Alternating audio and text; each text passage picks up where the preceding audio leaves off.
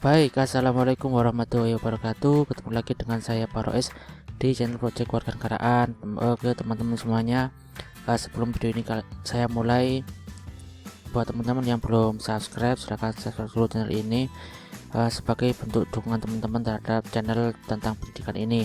Teman-teman, di video kali ini yang akan saya bahas adalah mengenai guru belajar seri semangat guru dalam kemampuan non teknis adaptasi teknologi, dimana teman-teman juga tahu sekarang ini kita masih dalam pandemi COVID-19. Di Jawa Bali juga ada PPKM darurat, sehingga tidak memungkinkan adanya pembelajaran tatap muka. Mungkin ada pembelajaran tatap muka yang cuman secara terbatas. Oleh karena itu lebih baik kita memang lebih sering untuk mengikuti pelatihan dan miptek yang telah disediakan oleh Kemendikbud ini. Nah, yang akan saya bahas kali ini adalah kemampuan non teknis dalam adaptasi dalam penggunaan teknologi. Ya teman-teman, yang akan saya bahas adalah pelajaran kedua, yaitu mengenai berpikir kritis dan teknologi. Ini sudah masuk ke dalam tahap asinkron ya teman-teman. Jadi untuk sinkron sudah kita lewati, kemudian sekarang kita mengerjakan tugas mandirinya atau tugas yang asinkron. Oke, nah untuk rekaman webinarnya ini juga sudah saya tonton ya teman-teman. Untuk rekaman webinarnya nanti ini juga bisa teman-teman lihat, dimana di dalamnya akan membahas mengenai apa itu sebenarnya berpikir kritis, kemudian bagaimana caranya melatih saya sadar dan saya berpikir, bagaimana integrasi antara saya sadar saya berpikir dalam pembelajaran menggunakan teknologi. Ini sudah ada di sini rekaman webinarnya. Ini sudah saya tonton ya teman-teman, jadi saya bisa langsung ke tahapan yang selanjutnya, yaitu penilaian tengah.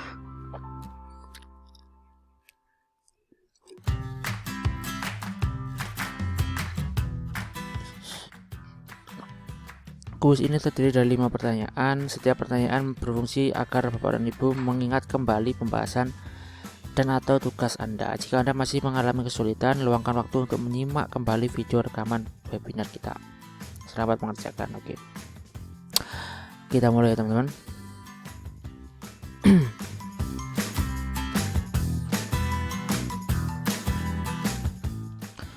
Nah, di soal ini sebenarnya adalah soal di tahapan sinkronus ya teman-teman. Jadi ini soalnya dimunculkan lagi.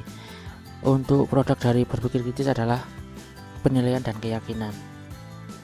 Ya, yang kedua, apa itu berpikir kritis? Jadi berpikir kritis itu adalah memutuskan apakah menerima, menolak, atau menunda suatu pernyataan. Lanjut. Belum ya. Lanjut. Pernyataan yang benar tentang berpikir kritis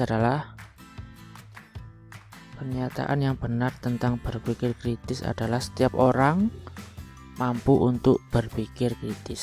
Pasti itu ya, setiap orang pasti mempunyai kemampuan untuk berpikir, karena manusia pada kodratnya diberikan atau dibekali pikiran oleh Tuhan Yang Maha Esa. Terus apa hubungannya antara berpikir kritis dengan praktik saya sadar dan saya berpikir? Hubungannya adalah saya sadar dan saya berpikir adalah pemesan untuk sikap berpikir kritis.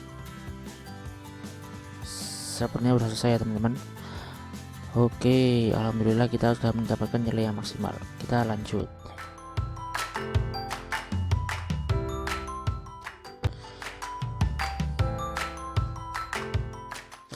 Yang selanjutnya adalah materi belajar mandiri.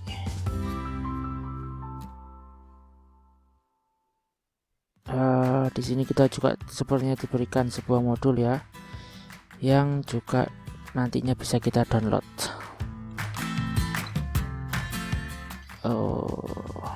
Ini sebenarnya sudah dijelaskan di dalam webinarnya, di dalam videonya, tapi kita juga diberikan sebuah handout. Oke, kita lanjut ya teman-teman.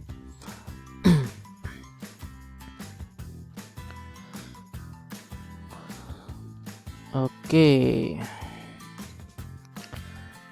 terus ada tugas lagi ya teman-teman. Buatlah 3 refleksi saya sadar dan saya berpikir, isilah di dokumen template yang sudah disediakan. Oke, tugas pertamanya. Tugas keduanya, pilihlah salah satu 3 refleksi yang sudah Anda tulis, rancanglah menjadi sebuah konten microblog Instagram, unggah ke Instagram, ikuti panduan tampilan yang tersedia di dokumen template tugas 1. Jadi kita mengupload gitu ya di Instagram seperti ini, sudah ada contohnya. Berarti ini kita buka dulu ya teman-teman. Di sini bisa kita lihat untuk tugas salinan dari berpikir kritis. Di refleksi pertama saya membuat tulisan, yaitu saya sadar bahwa kemampuan peserta didik saya sangat bergantung kepada kemampuan saya menyampaikan materi. Kemudian juga saya sadar bahwa saya membutuhkan bantuan orang lain. Saya juga sadar bahwa saya harus tetap belajar. Saya berpikir bahwa jika saya tidak mau berpikir kritis, kemampuan saya akan tetap seperti ini. Kemudian saya berpikir bahwa kodrat manusia adalah untuk berpikir. Saya berpikir bahwa saya masih punya banyak kekurangan. Ini nanti sebagai contoh akan saya upload dan linknya akan saya taruh di deskripsi video saya teman-teman.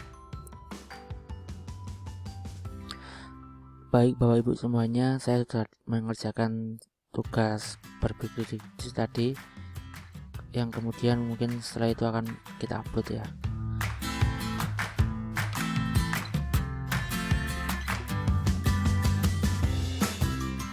Oh, sepertinya tidak ada tempat untuk ngupload ya teman-teman.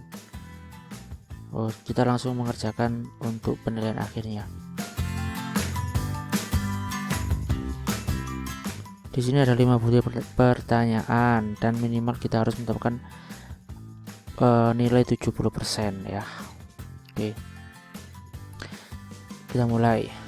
Tujuan utama pernyataan saya saat menjadi sadar adalah untuk melatih ketajaman dan keterbukaan pikiran dalam. Ini adalah observasi ya teman-teman. Oke. Tujuan utama pernyataan saya menjadi terpikir adalah untuk melatih ketajaman dan keterbukaan pikiran dalam. Ini insight. Terus dalam bentuk apa saja guru bisa mempraktekkan saya sadar, saya berpikir. Seiring mungkin menyisipkan dalam ucapan pemaparan materinya saat pemaparan materi ajar. Sesering mungkin menyisipkan dalam umpan balik tugas, menjadikan penilaian tugas murid misalnya di presentasi. Ini sebenarnya semua. Apa yang ingin dilatih melalui berpikir kritis dan berpikir saya sadar dan saya berpikir. Hindari menerima dan menolak suatu gagasan atau klaim terlalu cepat. Selalu siap berpikir divergen sebelum mengambil keputusan. Jika terlalu banyak yang luput dari observasi, akan banyak juga insight yang saya dapat. Ini juga benar semua. Mana yang bisa menjadi stimulus untuk mempraktekkan? Topik pelajaran, lirik lagu pop, alur cerita film fiksi sains. Ini juga benar semua. Oh, ternyata banyak sekali opsi jawabannya yang benar semua. Oh, baik, kita finish kuisnya. Dan sepertinya kita salah satu ya teman-teman. Coba kita cek mana yang salah. Oh, ini yang salah. Oh, kayaknya kunci jawabannya yang salah teman-teman. Ini udah benar sih.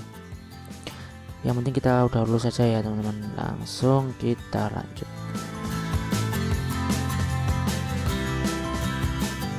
Kita sudah menyelesaikan pembelajaran kedua. Selanjutnya kita bisa menuju ke pembelajaran yang selanjutnya, yaitu pembelajaran 3. Untuk pembelajaran 3 akan saya bahas di video saya yang selanjutnya. Jadi terima kasih buat yang telah menonton video ini. Jangan lupa juga untuk di like, comment, and share biar semakin banyak yang tahu tentang informasi ini. Terima kasih telah menonton video ini.